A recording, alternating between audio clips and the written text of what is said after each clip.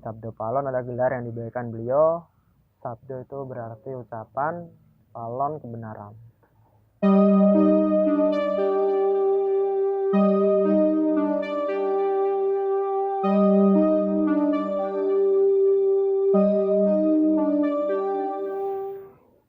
Kula nuwun, Mbah. Assalamualaikum warahmatullahi wabarakatuh. Monggo, waalaikumsalam warahmatullahi wabarakatuh. Mas Bae, ralam Mbah, senom. Biasanya Mbah ini. Mas Bae, Nggih. ada apa nih, tumben? Soan. Deg-degan aku kadang ya, sing soan sampean. Ya kangen aja udah lama nggak soal sampean. Pengen ngobrol silaturahmi. Kabar gimana keluarga? Alhamdulillah sehat walafiat, keluarga sehat. Sampean pripun? Alhamdulillah sehat ya. Berhubung saya ada di sini, katanya nggak abdul kalau kita nggak ngobrol-ngobrol ya tentang tanah Jawa. Tanah Jawa. Nggih. Monggo. Kemana apa nih? Ngobrol tentang tanah Jawa itu rasanya nggak terlepas dari yang namanya Eyang Sabdo. Sabdo Palon. Iya. Yang Sabdo Palon. Sebenarnya siapa sih itu Eyang Sabdo Palon itu? Yang Sabdo Palon itu siapa ya? Iya. Pas ini sampean wong Pati, saya wong Blora bahas tentang ini.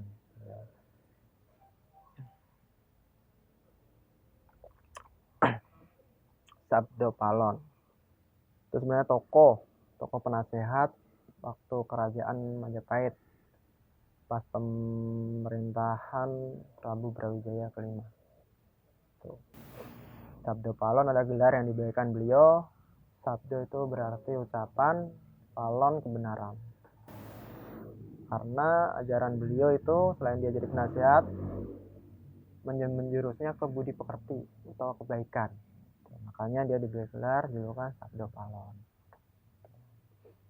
Jadi Eyang Sabdo Palon itu adalah gelar ya? Gelar. Yang mengajarkan tentang budi pekerti dan kebaikan. Iya.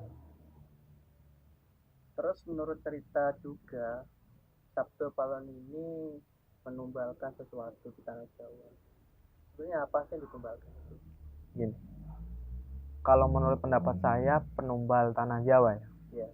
Kalau menurut saya, pendapat saya pribadi, penumbal tanah Jawa itu menurut pendapat saya itu para wali songo yang disuruh, diperintahkan oleh Syekh Subakir, ditumbalkan di satu tempat ke tempat yang lain, itu yang disebut penumbal. Jadi mereka ditempatkan di titik-titik pojok-pojok tanah Jawa buat menyebarkan. Itu yang disebut penumbal tanah Jawa. Tuh, maksud saya yang disebut penumbal yaitu para wali songo itu yang menyebarkan agama di beberapa titik tanah Jawa. Tuh. Terus arti tumbal sendiri itu apa? Dengan konteks yang ini tadi. Yang seputar apa? Seputar tanah Jawa ditumbalkan itu. Ya kan penyebaran mereka kan berawalnya dari tanah Jawa. Tuh. Ibaratnya Syekh Subakir jadi pancingannya dan para wali songo itu jaring dia menggelar. Tuh. Karena yang tadi berawal sebelum Syekh Subakir datang itu sudah ada Eyang Sabdo Palon. Tuh. Makanya kalau yang disebut Mas tadi bertanya kan tentang tumbal. Tumbal itu menurut saya itu yang disebut tumbal tanah Jawa itu ketika Syekh Subakir memberikan mandat kepada wali songo untuk menyebarkan agama di titik-titik tertentu. Itu menurut pendapat saya dari kesimpulan dari guru-guru saya. Tuh. Lantas kenapa kok tanah Jawa ini harus ditumbalkan? Apakah tanah Jawa ini wingit atau seperti apa, Pak? Ya, karena seperti ini. Tumbalnya kan sebenarnya konsep untuk menyebarkan. Karena masyarakat zaman dulu kan Hindu Buddha. Iya. Jadinya untuk mengubah era itu, mengislamkan tanah Jawa, ada tokoh-tokoh yang ditempatkan dan mereka siap mati untuk menyebarkan agama itu. Tokoh-tokoh yang saya sebutkan tadilah yang disebut penumbal. Jadi tumbal sendiri ini artinya adalah penyebaran agama Islam. Iya, itu. Di tengah-tengah agama Hindu dan Buddha itu. Iya, pendekatan mereka lah. Mereka. Terus hubungannya tadi Sabdo Palon sendiri dengan Syekh Subakir itu seperti apa sebenarnya? Nah ini yang saya sebutkan tadi, ketika Syekh Subakir datang ke Tanah Jawa, ketika dia mengerangkeng demi yang ada Tanah Jawa, cuma ada satu tokoh yang memang dari dulu memang dia pengayom Tanah Jawa, sebenarnya dia yang ngemong lah, itu yang Sabda Palon tadi, atau yang Semar Bodronoyo kalau orang nyebutnya. Jadinya ketika dia mengadu ilmu, dan yang ketika ada agama baru ingin masuk ke Nusantara, itu agama Islam rahmatan lil alamin, sempat bertentangan lah, yang terjadinya peperangan antara Syekh Subakir sama yang Semar Bodronoyo atau Sabda Palon ini selama 40 hari 40 malam, dan beliau tidak ada yang kalah, tidak ada yang menang. Tuh. Dia bertanya nih, Syekh Subakir yang Semar Bodronoyo, kamu kepada Syekh Subakir, kamu kesini datang ke sini mau apa? Tanya sama beliau kan. Dia pernah, saya ingin menyebarkan agama saya, ajaran saya. Ajaran seperti apa? Yang dari Al-Quran, Islam. Karena saya, memang di situ ajarannya seperti apa di Al-Quran? Ada syariat, tirakat, dan marifat. Saya juga ada mengajarkan hal itu. Terus apa yang diubah? Dan seperti itu. Karena mereka, kenapa mereka sempat berbicara seperti itu? Karena 40 hari 40 malam itu tidak ada yang menang, tidak ada yang kalah saat mereka mengambil ilmu.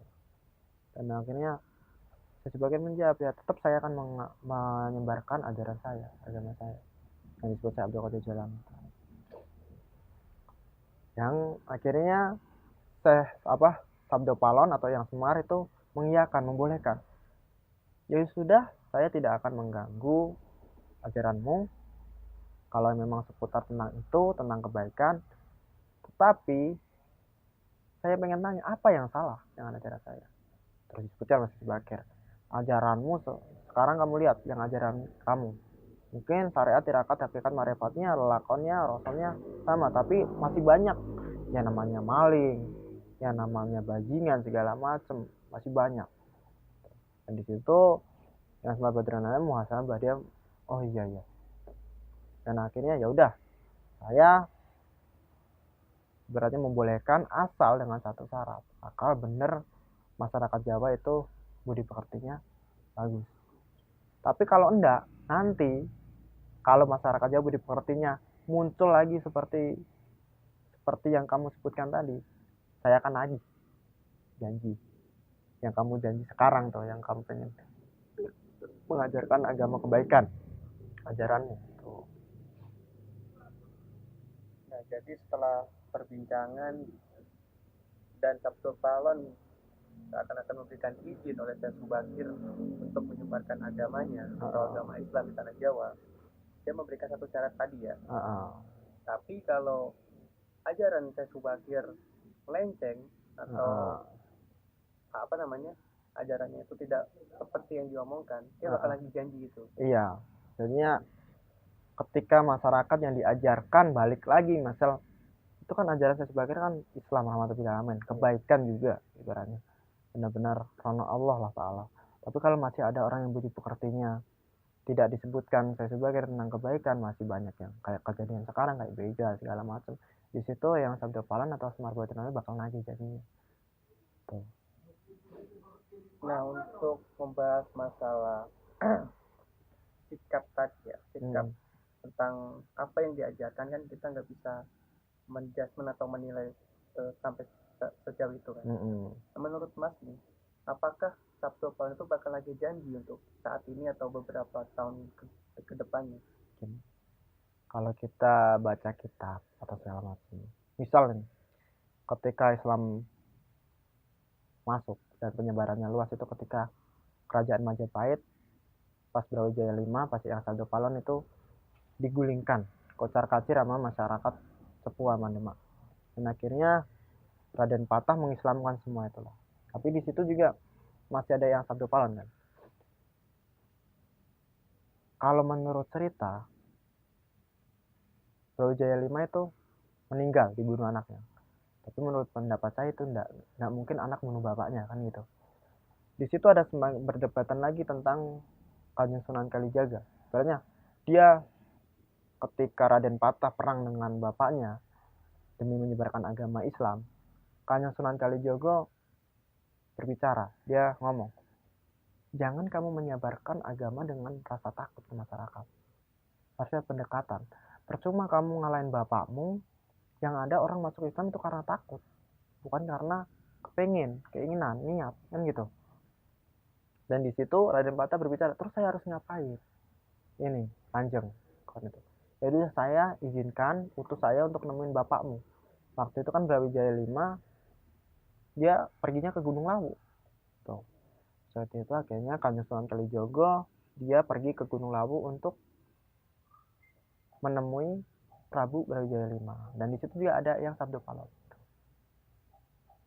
Ketika ditanya, dia berdiskusi sama Brawijaya 5, dia berbicara, Assalamualaikum.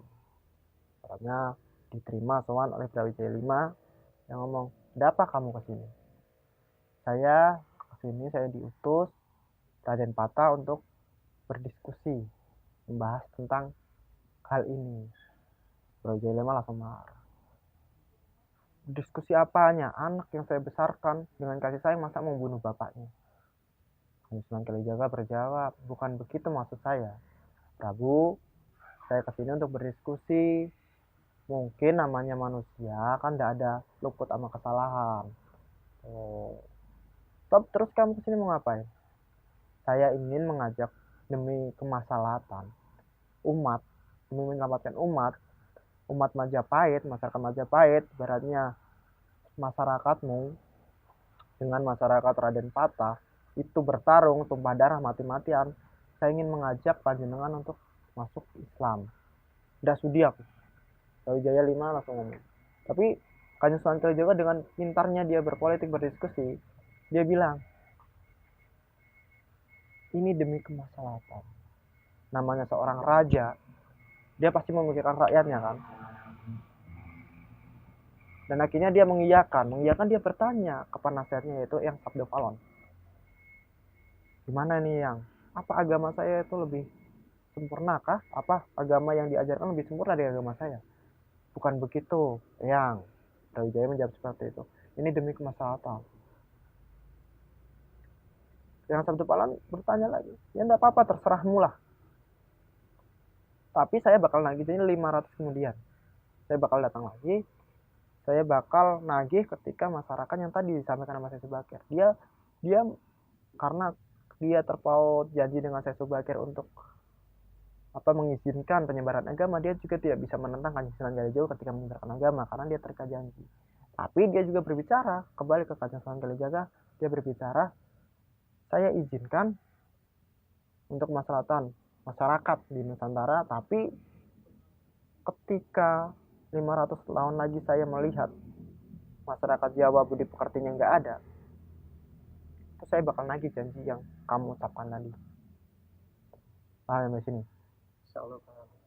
Dan kalau dibilang, kalau Mas bertanya, ini waktunya nggak Sabdo Palon lagi janji, kan itu. Memang kalau disebutkan ini itu era perwujudan. 2012 ke belakang itu era penataan, ini masuknya era perwujudan. Apalagi disebutkan di tahun kembar. Karena bertanya-tanya seperti itu. Ya kita nggak tahu ke depannya. Cuma mungkin ajaran beliau ini sudah sedikit banyaknya ada yang menggelar. Tuh. Makanya ketika kita sebagai masyarakat Jawa khususnya, jangan bimbang memilih ajaran yang mana yang benar. Ikutin aja ajaran yang diajarkan dari orang tua kita. Tapi kita nggak apa-apa pakai lakonnya, pakai rosonya, syariatnya, tirakatnya. Kan syariat, tirakat, hakikat, marifat kan maknanya sama. Yang penting nggak melenceng dari syariat Islam. Jadi kita ibadah menggunakan yang diajarkan dari orang tua kita sebelumnya, tapi lakonnya kita menggunakan budi pekerti atau tata krama masyarakat yang Jawa, yang bagus, budi pekertinya bagus. Tuh. Nggak harus kita balik ke zaman itu. Tuh. Karena mungkin yang kalau orang yang sering membaca tentang kitab, tentang sejarah segala macam, dia bakal bimbang nih, ajaran mana nih. Kan itu. Tapi ya kalau menurut saya pribadi, ajaran yang baik, ajaran yang diturunkan dari orang tua kita sebelum-sebelumnya, dan ajaran itu mengandung kebaikan, budi pekerti tentang rasa ibadah kita itu, kita ingin nentuin rasa kita ke Gusti niatnya tuh.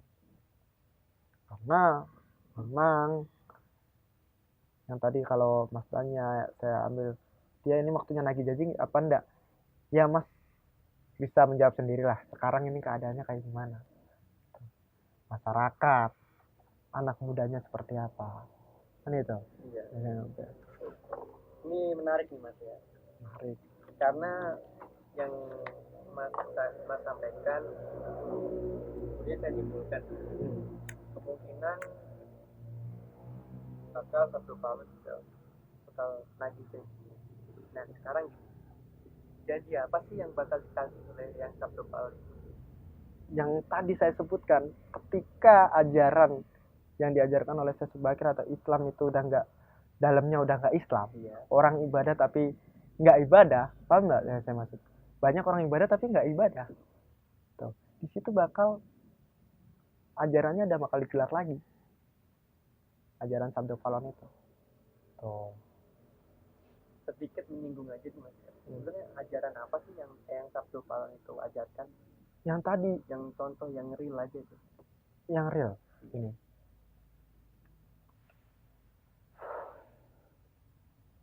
Kayak misal cara kita ibadah.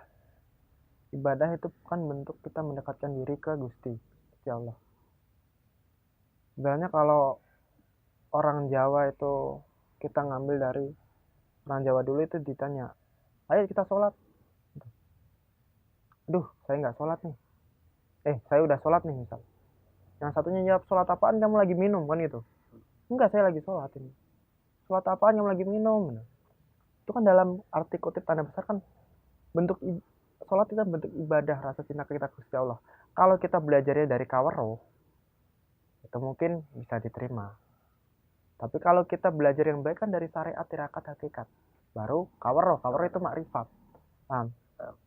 Jadinya yang ibaratnya seperti itulah, dari hal-hal seperti itu ibaratnya bentuk tentang ibadah itu persepsinya beda. Tuh. Kalau ibadah itu benar emang maknanya kita mendekatkan diri ke Gusti Allah, ibaratnya rasa kita dekat ke Gusti Allah kan tidak harus kita pas sholat atau apa, tapi pas kita lagi duduk kita minum kayak gini kan rasa cinta kita juga nggak kurang ke Gusti Allah. Paham? Yang itu kalau kita belajarnya ibaratnya kita udah kawar udah makrifat itu enggak apa-apa diterima, tapi kalau kita kawar-kawaran makrifat-makrifatan kan salah. Paham? Makanya kita belajar agama itu baik ya dari syariat, tirakat, hakikat, makrifat, karena itu tatanan yang diambil. Kalau kita belajarnya dari kawar, contoh seperti ini, kita mau beli rokok nih, Mas mau beli rokok karena Mas saya kawar, Mas baru dari syariat, Mas ngomong kita ngerokok ya, gak ada rokok, udah saya kerja dulu. Mas ngomong, Mas kerja dapat rezeki, syariatnya kan usaha kan itu, Mas kerja dapat rezeki beli rokok. Tapi kalau orang kawar enggak, jatuhnya kalau kita belajar dari kawar malas. Ini pas dia ngomong, nih saya kerja syariat nih, saya usaha dapat buat beli rokok. Tapi kalau orang kawaran jawab, tadi juga saya donga buat bisa ngerokok, dan ini kamu bawa rokoknya. Paham enggak? Paham. Di sini harus dari mana? Dari syariat kita belajar. Nggak bisa kalau kita belajar langsung dari makrifat, kita belajar dari kita baca kitab-kitab yang sufi segala macam, jatuhnya kita bakal malas jadi orang. Tuh, itu nggak dianjurkan. Jadi orang makrifat pun awal juga dari syariat dulu ya.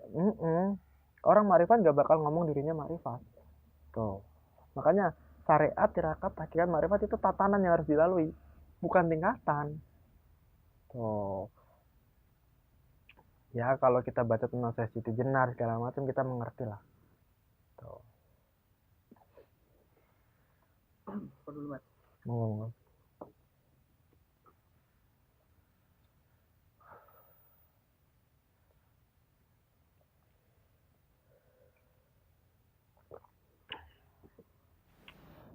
Bahas tanggal sama tapi ini untuk kejadian ke depannya mungkin Allah walam.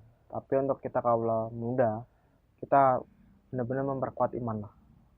Islam rahmatan lil alamin. Jadinya kita ibadah walaupun dengan syariat atau tirakat lelakuan orang Jawa, tapi jangan yang melenceng dari syariat agama, agar kita tetap mantap iman kita, tetap lurus lah ke Gusti Allah kan gitu. Jangan salah untuk milih guru, bahaya itu. Jadi untuk mempersiapkan hal itu, kalau menurut saya kita harus kuat-kuat iman lah. Tapi untuk waktunya kita kan tidak tahu kapan.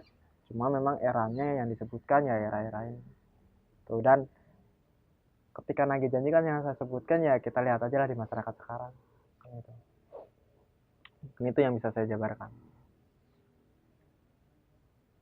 Apakah bakal muncul nantinya seorang Satrio Piningit ketika keadaan seperti ini nantinya? Satu adil. Kalau menurut serat yang banyak saya baca ya bakal ada. Cuma dia siapa atau apa kan yang disebutkan cuma dia terah titisan dari Majapahit Mataram. Untuk munculnya kapan, terus dianya siapa kan kita tidak tahu. Tuh.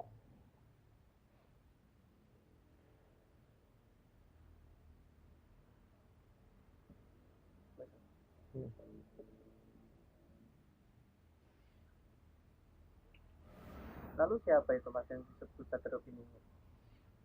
Yang disebut Satrio Piningit ya? Ya dah, nanti kita bahas lain waktu mungkin itu ya. Boleh. Ya itu saja mungkin, nanti kita Satrio Piningit kita lakukan pembahasan lain waktu. Ya Mas, mungkin itu saja ya. Iya. Terima kasih atas penjelasan tentang tadi Sabdo Palon serta apa tadi namanya? Ceritanya, riwayatnya. Mungkin cukup sekian, terima kasih. Matur suwun. Assalamualaikum warahmatullahi wabarakatuh. Waalaikumsalam warahmatullahi wabarakatuh.